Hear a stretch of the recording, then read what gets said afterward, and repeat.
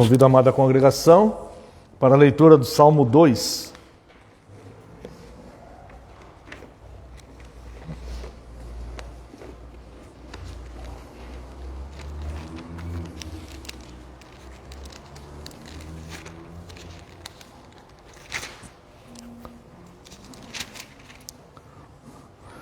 Porque se enfurecem os gentios e os povos imaginam coisas vãs? Os reis da terra se levantam e os príncipes conspiram contra o Senhor e contra o seu ungido, dizendo: rompamos os seus laços e sacudamos de nós as suas algemas. Ri-se aquele que habita nos céus. O Senhor zomba deles. Na sua ira, a seu tempo, lhes há de falar, e no seu furor os confundirá. Eu, porém, constituí o meu rei sobre o meu santo monte Sião. Proclamarei o decreto do Senhor. Ele me disse: tu és meu filho, eu hoje te gerei. Pede-me, e eu te darei as nações por herança, e as extremidades da terra por tua possessão. Com vara de ferro as regerás, e as despedaçarás, como um vaso de oleiro.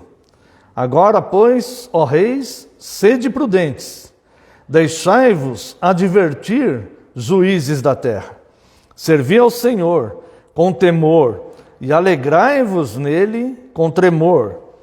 Beijai o filho, para que não se irrite, e não pereçais no caminho, porque dentro em pouco se lhe inflamará a ira. Bem-aventurados todos os que nele se refugiam. Convido também a amada congregação para a leitura no livro de Atos dos Apóstolos, capítulo 4. Leremos a partir do verso 23.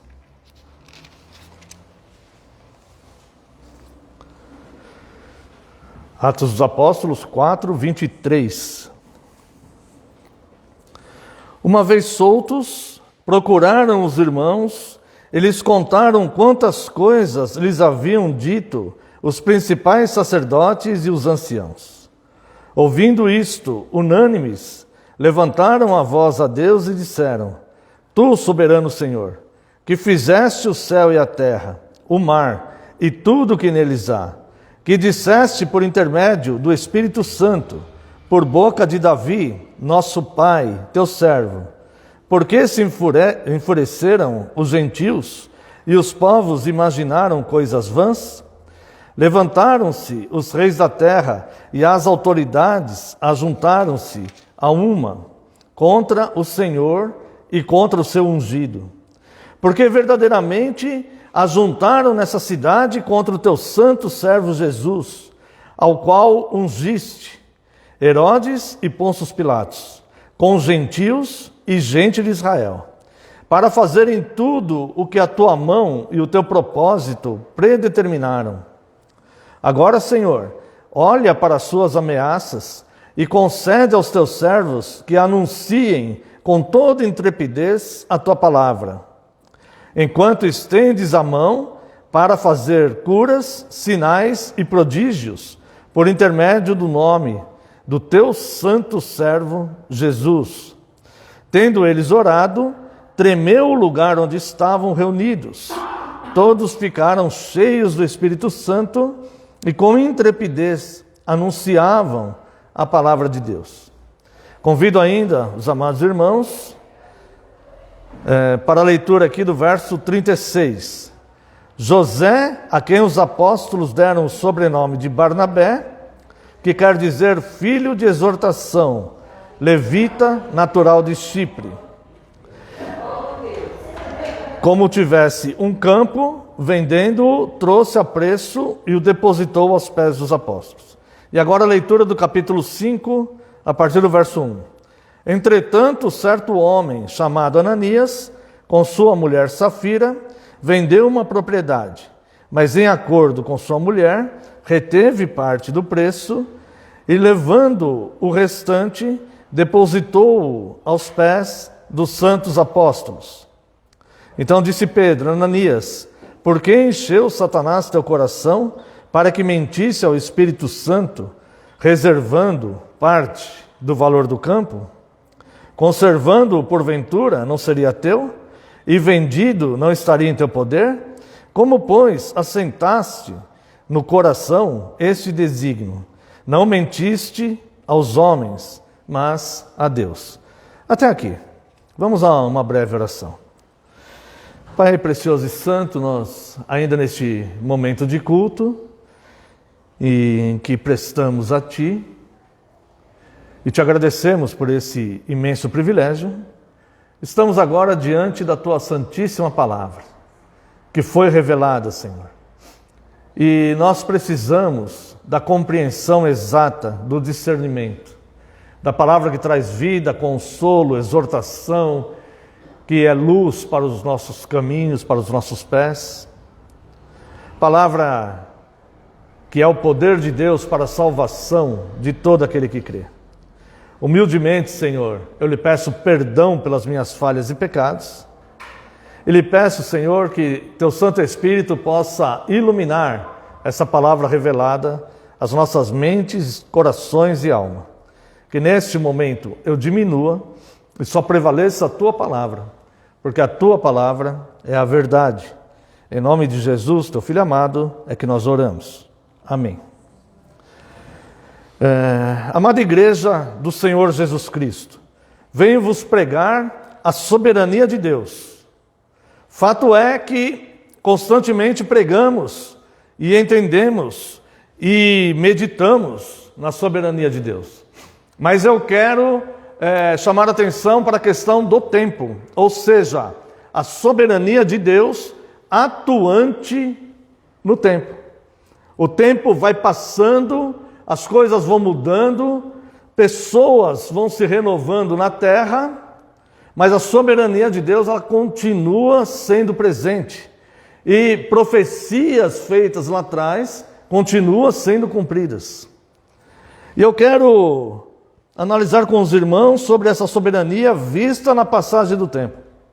O Salmo 2 descreve a majestade de Deus e o ódio e a contradição dos reis humanos. Reis esses que não sabem, os futuros não saberão, que foram instituídos pelo próprio Deus a fim de cumprirem seus santos propósitos. Este reino divino que nós vemos no Salmo 2, aponta Cristo como executor do juízo contra os maus e Cristo como refúgio para os santos. Quero convidar você a ler o versículo 12 do Salmo 2. Vejamos ali o versículo 12, que diz assim: beijai o filho para que se não irrite e não pereçais no caminho. Entenda que este filho aqui se refere a Cristo. Na sua Bíblia ele deve estar com letra maiúscula. Ele é ungido do Senhor. Não é o filho daquelas pessoas que estavam ali, mas o próprio Cristo, que é ungido do Senhor. Tá? Também filho de Davi, porque Cristo, ele veio da linhagem de Davi. E observe bem aqui a concordância gramatical. Beijai, quem? Você. O filho, para que se não irrite. Quem? O filho. E não pereçais. Pereçais quem? Você, não o filho. Está dando para entender a concordância em português? Beije o filho, para que ele não se irrite e você não pereça. Essa expressão aqui, beije o filho, é o que chamávamos antigamente de ósculo, e até certa passagem, em alguns momentos a própria linguagem bíblica vai se referir ao ósculo. O ósculo, esse era um beijo de respeito. Era comumente aplicado no Oriente na testa ou na mão, propriamente nas costas da mão das pessoas. Tá? Isso indicava que aquela pessoa que estava beijando aquela outra pessoa estava demonstrando respeito absoluto por ele. Se você olhar aqui o versículo anterior, o verso 11, servi ao Senhor com temor e alegrai-vos nele com tremor. Isso aqui é um chamado para os poderosos da terra, os reis e príncipes que conspiram contra Cristo. Os juízes, os poderosos. Veja o chamado para eles. E também para os gentios. Todos aqueles que se unem a esses poderosos, não para beijar a mão do ungido de Deus, mas para desrespeitá-lo, para persegui-lo, para afrontá-lo. O resultado disso será o perecimento. Essas pessoas perecerão no caminho. Aqui diz que para que a sua ira não se acenda, para que vós não pereçais no caminho. A misericórdia de Deus é tão grande que Deus poderia simplesmente consumir essas pessoas que se levantam ao longo do tempo contra o ungido do Senhor, mas Deus age com misericórdia e ainda dá a voz do chamado. Beijai o filho, respeite ele, para que você não venha a perecer no caminho. Quantos reis, juízes e poderosos já passaram por esta vida e estão em momento agora de total perecimento. O poder que tiveram, que usufruíram, não poderá ajudá-los em absolutamente nada neste momento. Então esse salmo é mencionado em várias outras passagens do Antigo Testamento, como nós vemos aqui em Atos 13. Vou ler só um versículo, se você não quiser abrir não precisa, mas é Atos 13, 33. Embora existam outras. Como Deus a cumpriu plenamente a nós, seus filhos, ressuscitando a Jesus, como também está escrito no Salmo 2, Tu és meu filho, eu hoje te gerei. Então esse Salmo 2, é possível você identificá-lo em diversas passagens das Escrituras. Esse salmo, ele viajou no tempo. E se você for uma pessoa mais criteriosa, uma pessoa que pesquise, que goste de informações, você pode ver o Salmo 2 sendo cumprido ao longo da história da igreja. Você pode ver até o Salmo 2 sendo cumprido nos nossos dias, muitas vezes. Um outro detalhe que eu gostaria de comentar com os irmãos, é que neste salmo não consta autoria. Quando você abre a sua Bíblia lá no Salmo 2, não consta autoria, Salmo de Davi. Pelo menos nas versões principais, nas traduções principais. Se não todas, eu creio que em todas. Tá? No entanto, Pedro faz uma declaração aqui em Atos 4, que parece dizer que Davi é o autor desse salmo. 4:27. Porque verdadeiramente se ajuntaram nessa cidade contra o teu santo servo Jesus, no qual ungiste Herodes e Pôncio Pilatos, com os gentios e gente de Israel, para fazerem tudo que a tua mão, o teu propósito predeterminou. Agora, Senhor, olha para as suas ameaças e concede-nos. Olha para as suas palavras, para as suas ameaças e concede aos teus servos que anunciem com toda intrepidez a tua palavra, enquanto estendes a mão para fazer curas, sinais e prodígios, por intermédio do nome do seu santo servo Jesus Cristo. Deixa eu ver aqui, irmãos. Tem uma passagem aqui que diz que foi Davi, verso 25, que dissestes por intermédio do Espírito Santo por boca de Davi, nosso pai e teu servo. Então, podemos entender aqui que provavelmente esse salmo, ele foi escrito por Davi. E essas profecias, o Espírito Santo revelou a Davi. Se for assim, este salmo está em algum lugar do tempo, quando ele foi escrito originalmente, está em algum lugar do tempo entre o ano 1006 e o ano 906 a.C.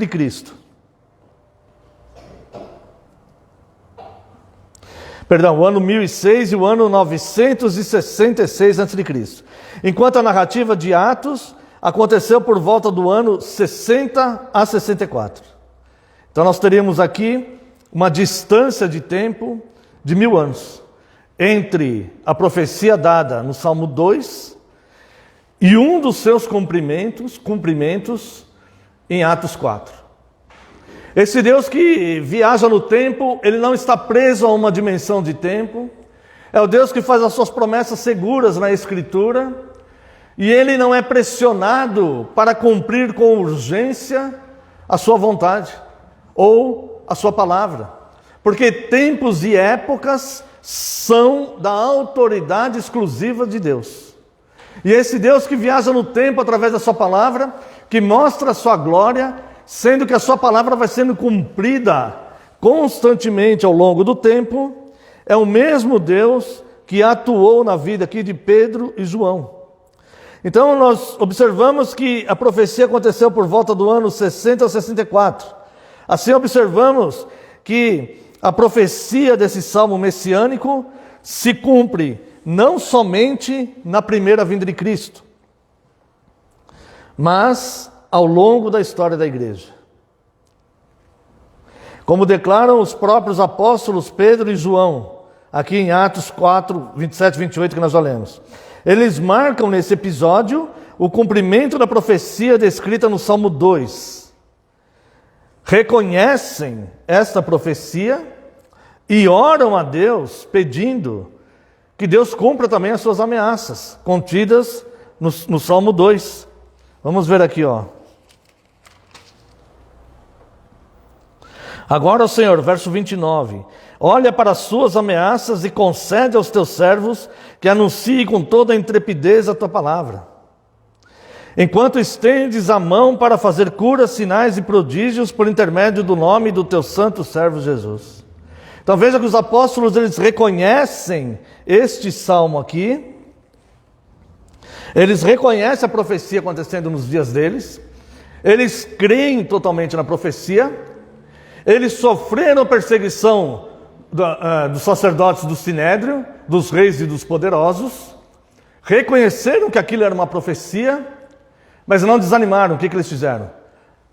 Pediram que se cumprisse ainda mais a profecia, que Deus os confunda, ou seja, que Deus confundisse os ricos e os poderosos, conforme está lá no Salmo 2, para que eles pudessem com intrepidez pregar a Cristo. Irmãos, aqui nós observamos o que está em Provérbios, capítulo 9, verso 6, que diz que nós devemos reconhecer ao Senhor em todo o nosso caminho, e Ele endireitará a sua vereda. E quando eles fazem essa oração, então, nós vemos aqui no verso 37, que Deus responde, no verso 31, que Deus responde fazendo abalar aquele lugar que eles já estavam, uma espécie de um mini terremoto. Verso 31, tendo eles orado, tremeu o lugar onde estavam reunidos, todos ficaram cheios do Espírito Santo, e com intrepidez anunciavam a palavra de Deus. Esses sacerdotes, esses reis, esses poderosos príncipes, e os gentios e os judeus da época de João e Pedro, ficaram extremamente confundidos quando viram a igreja se organizando e Deus usando aqueles apóstolos, movendo sinais, prodígios e maravilhas para que a igreja fosse edificada. A credencial apostólica que Paulo, ao defender o seu apostolado, fala aos Coríntios, na segunda carta de Coríntios, capítulo 12, verso 12. Ou seja, Deus sempre vai cumprir os seus propósitos. E Deus sempre vai cumprir as suas promessas, mesmo que alguns as julguem demorado. E nós podemos analisar aqui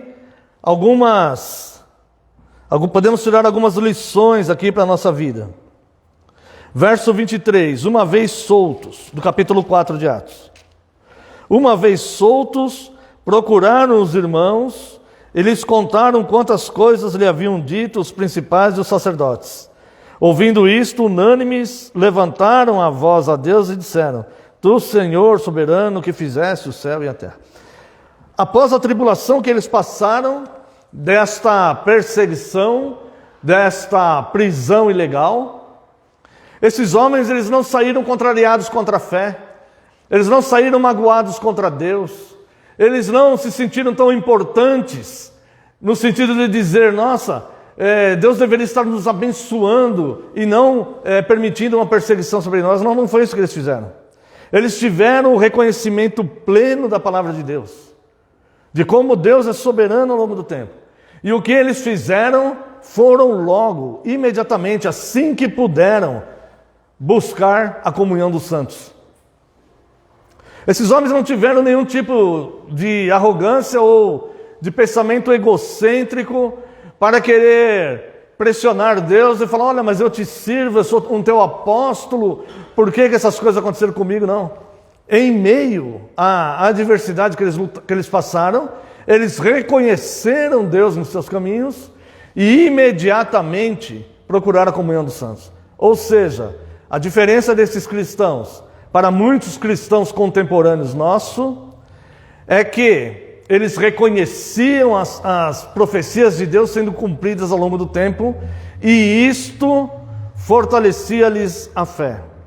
E os cristãos de hoje estão totalmente centrados em si mesmo, buscando apenas benefícios e ajudas e proteções e curas, querendo ser príncipes e princesas, reis e rainhas, querendo ser meninas dos olhos de Deus e ser o centro do universo. Uma pessoa assim, em momento de tribulação, jamais poderá reconhecer a palavra de Deus, as profecias de Deus atuando no meio da história. Uma pessoa assim, jamais ela vai reconhecer a soberania de Deus ao longo do tempo. Uma pessoa assim não terá sua fé fortalecida, porque simplesmente ela está fundamentada na palha, está fundamentada na areia. Como Cristo falou, há o que edifica sua casa na rocha e o que edifica sua casa na areia. E é muito interessante que as pessoas acham que é mais fácil edificar na areia, é mais fácil ouvir palavras doces e não reconhecerem Deus. Se tornam assim vulneráveis, fracas, influenciáveis, frágil totalmente, mas escolheram esse caminho. Enquanto que aquele que conhece as profecias, glorifica a Deus porque vê a soberania dele. Deus está no controle absoluto dessa situação que eu estou vivendo, glória a Deus. A Ele seja toda a glória, a Ele seja todo louvor, a Ele seja toda a força. É a Ele que eu vou buscar com fervor em oração, porque um Deus assim é muito poderoso e Ele está muito acima dos desencontros que a falsa religião tem ensinado nos nossos dias. Uma outra coisa que nós aprendemos também é que quando nós reconhecemos a palavra de Deus e agimos dentro dela, Deus responde nossas orações, como nós vimos aqui em Atos 4. Quando nós reconhecemos, como diz Provérbios 3,6, se não me engano eu falei 9,6, né? É Provérbios 3,6, que diz, reconhece o Senhor em todos os seus caminhos e Ele endireitará suas veredas. Cuidado, portanto, para não deixar de reconhecer Deus nas circunstâncias da sua vida e o que seria pior, atribuir problemas e adversidades a Satanás. Isso seria pior. Nós não devemos negar a soberania de Deus. Deus é soberano. E se algo está acontecendo, Deus tem um propósito naquilo. Ou para nos ensinar, para nos corrigir, para nos tratar. De alguma forma nós seremos abençoados. Sabemos que todas as coisas cooperam para o bem daqueles que amam a Deus. Porque a mim se apegou com amor, também o livrarei, o salvarei, colocarei a salvo, mostrarei minha salvação. Ele me invocará e eu responderei. Na sua angústia estarei com eles. Como Deus estava, de fato, com Pedro e João em Atos 4. Aprendemos que essa comunhão se dá na unidade da igreja. Veja aqui o verso 32 do capítulo 4 de Atos. Da multidão dos que creram, era o coração e a alma. Nós somos membros do corpo de Cristo. Nós somos membros uns dos outros. O cristão que está enxertado no corpo de Cristo tem o mesmo coração e a mesma alma dos demais que estão juntos. Como podemos abandonar o corpo e nos associarmos com outras coisas, com outros corpos? O que reivindicaremos? Como reconheceremos a soberania de Deus se estamos virando as costas? Se estamos negando ser parte uns dos outros? Se falamos para nós mesmos, mesmo que sem perceber, olha, eu não preciso de Deus não, eu posso adorar Deus em casa, não precisa de igreja não, não precisa de comunhão não, eu não preciso do que Deus ensina nas Escrituras. Como pode ser isso, irmãos? Se nós de fato queremos continuar nossa peregrinação nessa terra, servindo o Altíssimo, que é soberano no tempo, e a sua palavra viaja no tempo. Lembra que Cristo falou? As minhas palavras não passarão.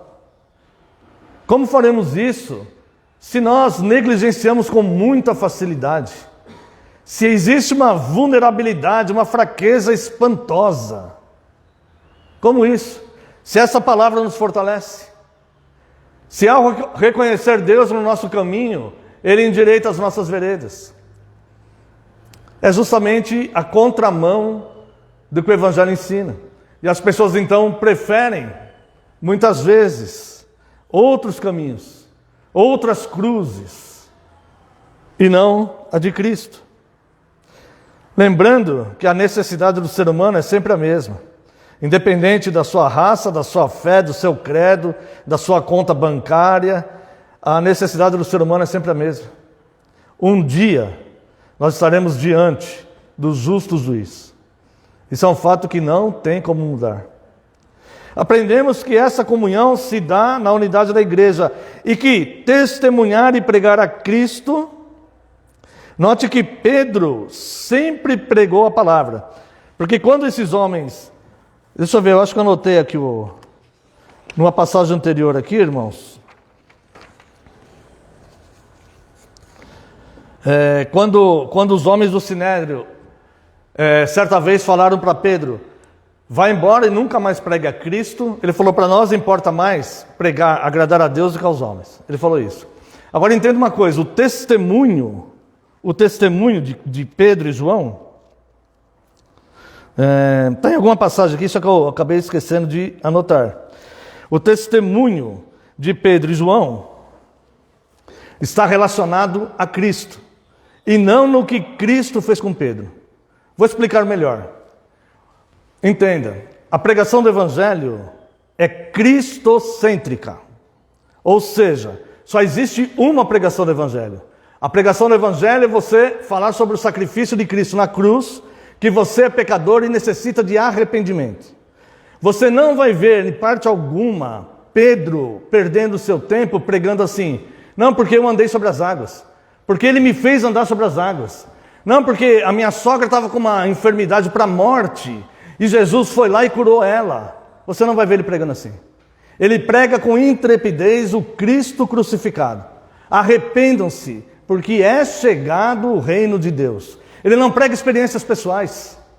Todo cristão percebe na sua vida, e até mesmo pessoas que não são cristãs muitas vezes, percebem milagres nas suas vidas.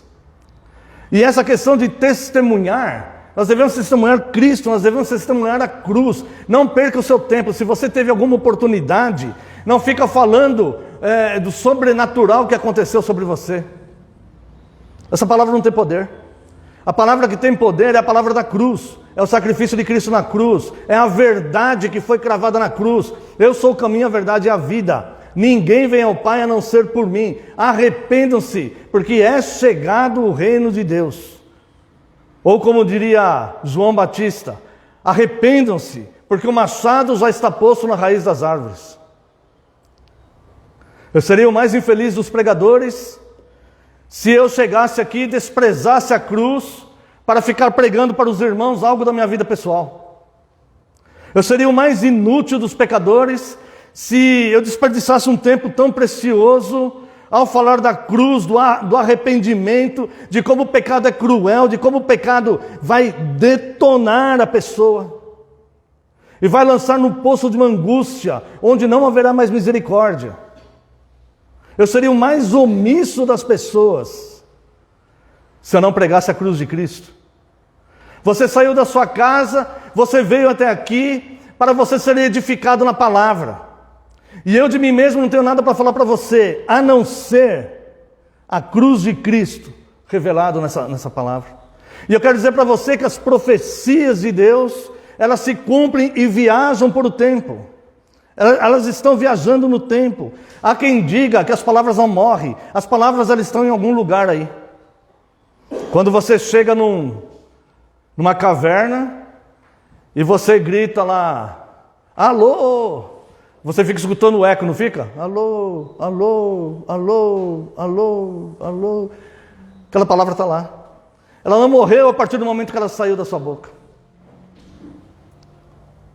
E muitas pessoas, irmãos, essas palavras que saem da boca de homens, estão ainda trabalhando no interior dos pequeninos, que deveriam estar sendo ensinados na cruz de Cristo, no refrigério que Cristo traz, na salvação que Ele traz, e na necessidade urgente do arrependimento. Quem de nós pode garantir que estará vivo daqui a 1 minuto e meio? Essa é a realidade do ser humano, irmãos. Nós precisamos de arrependimento. Talvez tenha muitas coisas na sua mente, na sua alma, no seu coração. Talvez você tenha muitos planos. Mas entenda, Cristo deve estar acima de todos os planos. E um outro detalhe, só para encerrar aqui, é que nós aprendemos nestes textos aqui, que nós lemos principalmente Atos 4 e Atos 5, uma diferença quase que imperceptível, talvez sutil, mas bíblica. E eu quero chamar a atenção, eu quero compartilhar isso com você. Olha só o verso 36. Então, eles estavam lá, foram perseguidos, foram libertos por aqueles poderosos, buscaram a comunhão imediatamente, falaram para os irmãos que era cumprimento de profecia do Salmo 2, oraram a Deus, pedindo que Deus também confundisse os poderosos que os estavam perseguindo, para que eles pudessem pregar com intrepidez a Cristo e fazer o bem que há em Cristo naquelas pessoas. E aqui tem um detalhe que passa quase desapercebido, se nós juntarmos o verso 36 do capítulo 4 com o verso 1 do capítulo 5. José, a quem os apóstolos deram o sobrenome de Barnabé, que quer dizer filho da exortação, levita, natural de Chipre.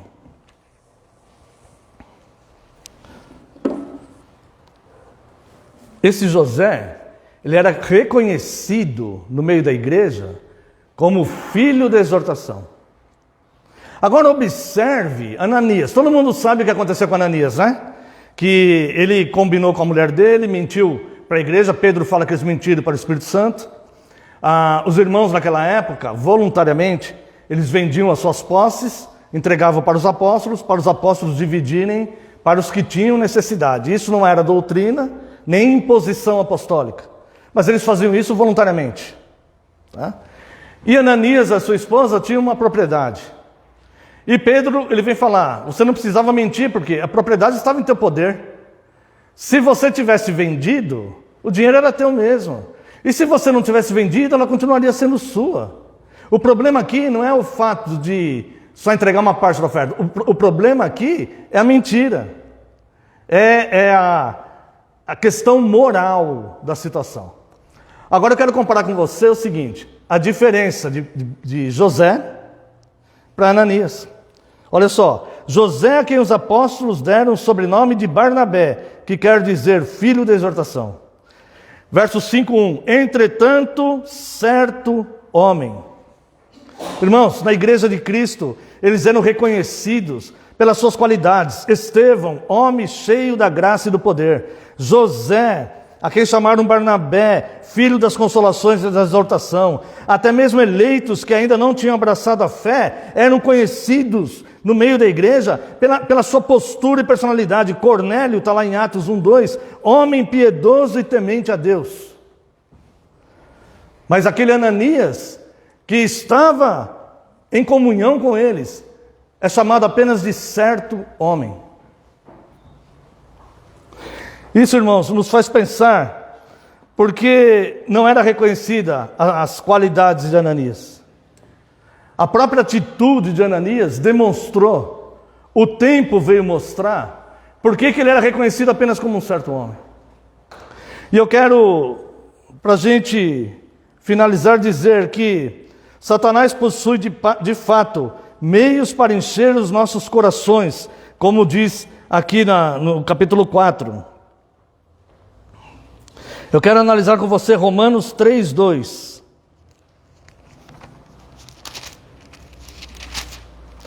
Na verdade, ele fala no capítulo 5, né? No capítulo 5 aqui de Atos, verso 3. Então disse Pedro: Ananias, por que encheu Satanás teu coração? Para que mentisse o Espírito Santo. E eu quero dizer para você, irmãos, para vocês, que Satanás tem meios de encher os nossos corações. Romanos capítulo 3, verso 2. Muita, sob todos os aspectos, principalmente porque aos judeus foram confiados os oráculos de Deus. Ou seja, as escrituras são oráculos, porque elas apontam direção. Então nós temos os oráculos de Deus. E eu quero dizer que Satanás, o mundo e a nossa própria carne, que são os nossos inimigos, que nos levam a cair em tentações e sofrer perseguições, e a perversidade da incredulidade em meio às perseguições, se utilizam de oráculos também. Músicas, não que não possa ouvir música, pode, mas você já percebeu como determinada música dita um comportamento? Uma novela, uma música, como um filme, uma literatura, como essas coisas nos dá uma ideia de fazer algo errado? Eu quero dizer ali que Satanás está enchendo os nossos corações como ele encheu de Ananias. Eu quero dizer ali que a pessoa que está exposta aos oráculos do mundo, ela não está reconhecendo Deus como Pedro e João reconheceram. E elas não vão ser reconhecidas por qualidade, como José, chamado filho das exortações, foi chamado. Essa pessoa que está perdendo o seu tempo e desgastando a sua vida, deixando Satanás encher seus corações com as coisas deploráveis deste mundo, enquanto renegam a verdadeira sabedoria da palavra de Deus e os oráculos verdadeiros da palavra de Deus. Essas pessoas são apenas certos homens, são apenas certas mulheres, mesmo que eles estejam dentro da comunhão. São apenas certos homens e apenas certas mulheres. E por fim, irmãos,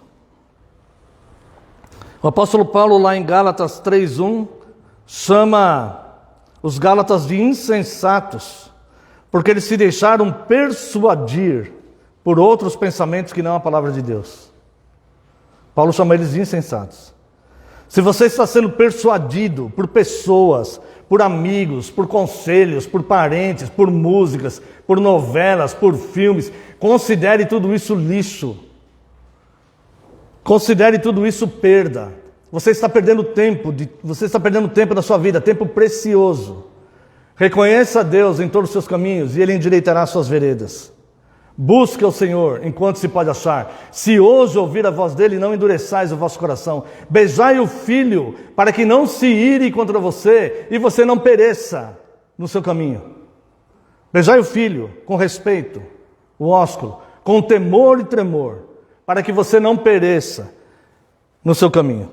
Diante dos cumprimentos das santas profecias de Atos, do Antigo Testamento e do Novo Testamento, diante das santas consolações e exortações dos oráculos de Deus, e diante da santa comunhão com os irmãos e o próprio Deus, quem somos nós no reino santo de Cristo? Quem nós somos? O que de fato estamos fazendo da nossa vida? Somos apenas certos homens e certas mulheres que não têm qualidade nenhuma para ser reconhecido no reino de Deus? Apenas certos homens e certas mulheres? Ou queremos ser os filhos das exortações, filhos da consolação, piedosos, homens e mulheres tementes a Deus, obedientes, frequentes? Aquela pessoa que de fato você pode contar com ela, que tem a credibilidade. Quem somos nós? No reino de Cristo. Se você se identifica apenas como certo homem ou certa mulher, te convido a exercitar os valores do reino de Deus no seu interior. Na última petição da oração do Pai Nosso, não nos deixes cair em tentação. E depois disso, mas livra-nos do mal. Primeiro, não nos deixes cair em tentação. Se você se identifica apenas como certos homens e certas mulheres, alimente-se da santa palavra de Deus, frequente a santa comunhão diante de Deus, não importa o que você fez da sua vida até hoje, mas vai importar e muito o que você vai fazer da sua vida a partir de agora.